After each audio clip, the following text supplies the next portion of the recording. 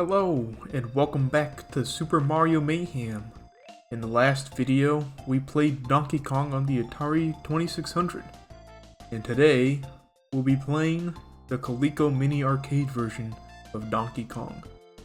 This is the other LCD Donkey Kong handheld I mentioned in the Game & Watch Donkey Kong video.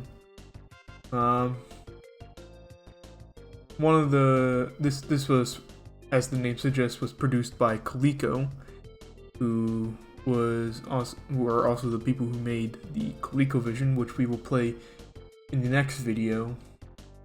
But this is one of the first. This is one of the games that Coleco adapted in their mini arcade series. They did it with a lot of other arcade games at the time, such as Pac-Man, Frogger, and such. And I played this before, and I'll have to say that this is not one of the greatest adaptations of Donkey Kong, but they tried. They tried their hardest to adapt the whole game, the whole arcade game, into a portable handheld format. So without further ado, let's begin. Hold on. There we go. As we can see, it uses some beeps and boops from the arcade game.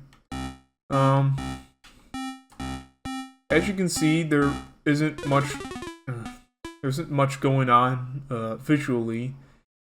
It is a color display, which is one step up from the Game & Watch Donkey Kong unit, but on the downside, there's less detail on the characters.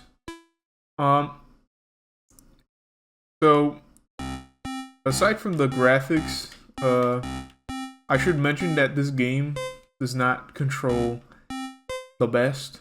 It might be because I'm playing this through MAME emulator, but Mario feels really slippery in this game, because there are points where you stop holding down the stick, but Mario continues to move in that direction. And if you haven't noticed a moment ago, the momentum still kept me going, or right there, where it kept going, and if you hit left or right on the very edges, you fall out of the stage and lose a life, which isn't really a really good design. I mean, I can understand why they're trying to do that. It is similar to Mario falling off the level in the original arcade game, but you know, it gets you sometimes. And that I feel like that control quirk alone does not make this any this makes this worse than the Game & Watch unit.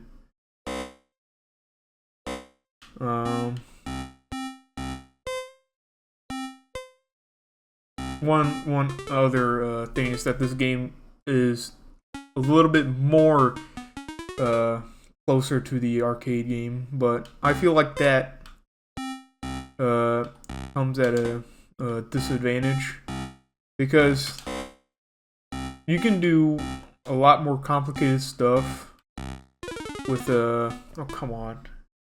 You can do a lot more complex stuff with an arcade machine, but with a LCD handheld system, you're really limited to the extremes of animation. So as you can see here, this is supposed to be like the last level of Donkey Kong. Oh, I was meant to climb the ladder, but Mario just kept moving. It's supposed to be the last level from the arcade game, where you have to remove the divots from the ground.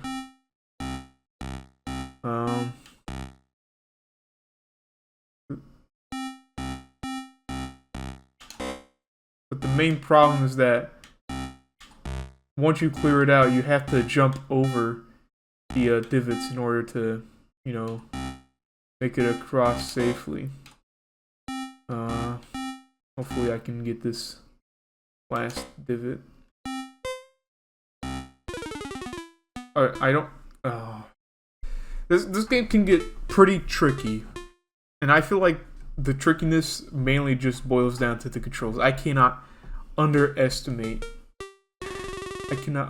how slippery these controls feel, especially for an LCD game. You know, maybe Nintendo was onto something when they implemented the D-pad for their Donkey Kong version for the Game & Watch.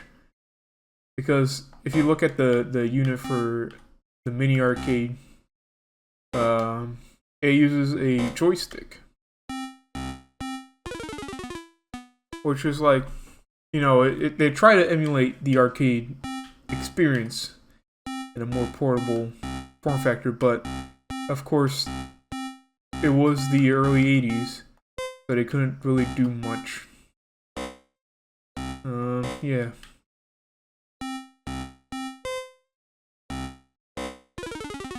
This game also has that issue that I have with the Game & Watch games, where it's kind of hard to gauge the timing for things.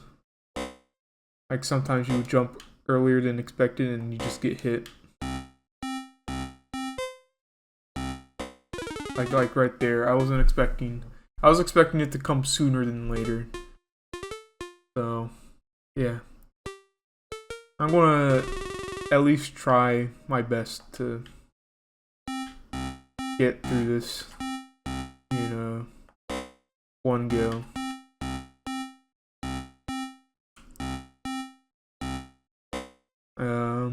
I say I feel comfortable with this first level, but the last level is the trickiest of them all.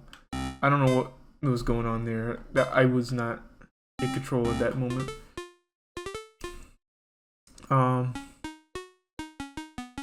Yeah, I can't think of anything else to say about this game. It's not the greatest.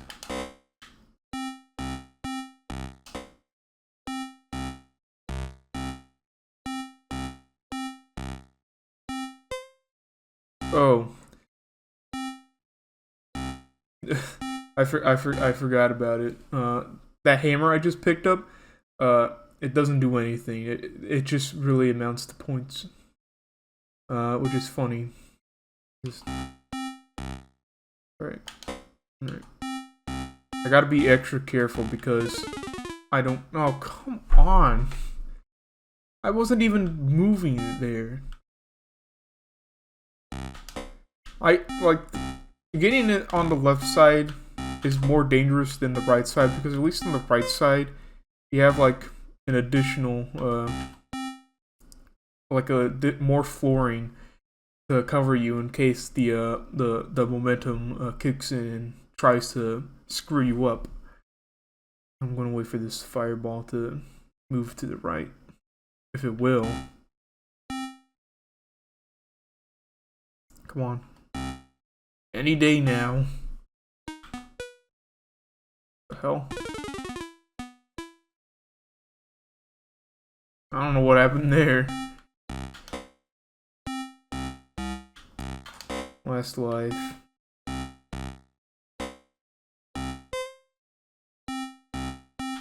Maybe I stalled out for too long and the timer ran out. Or something like that. I'm not moving the character, and I'm still losing. This is what I'm talking about. I keep dying for no reason. We'll give it one more shot. Then after this, I'm not playing it anymore.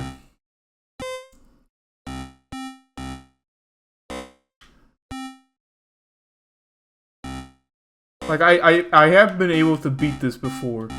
I've done a practice round before this recording, so I don't know what is going on.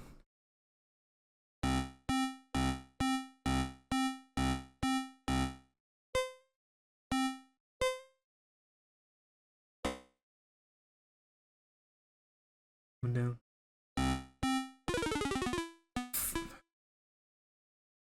Man.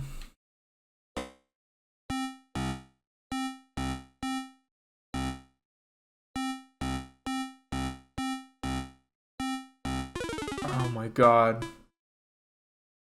This is not. I don't know what to do. It doesn't even make a difference when you finish the last level anyways. It just loops back to the first level and then it just you keep doing it until you lose your lives. This is not good.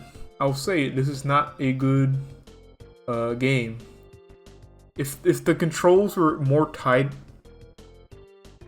if they were more like how Game & Watch does it, where every time you push down the control stick, it moves you. I don't feel like it should have a mechanic where you could hold it down and you could just continually move, because it doesn't. That control scheme does not work for this form factor. So that's going to be it for the Coleco mini arcade version of Donkey Kong.